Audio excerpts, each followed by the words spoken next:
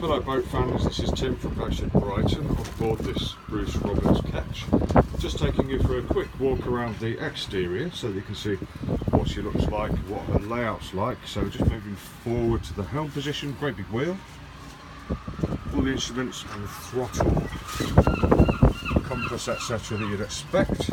Finding your way down below. Sorry about the wind, not anything like that today, but it is beautiful and sunny. So I'm just moving along the starboard side, past the raised deck saloon, onto the huge upper deck.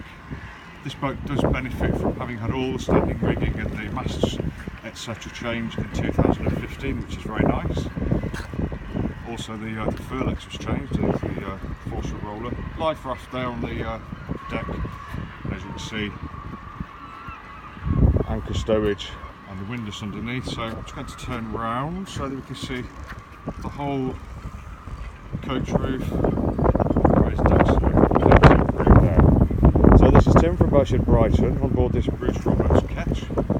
If you'd like any more information, or if you'd like to see her in person, plenty more pictures, video, virtual reality at boatshedbrighton.com.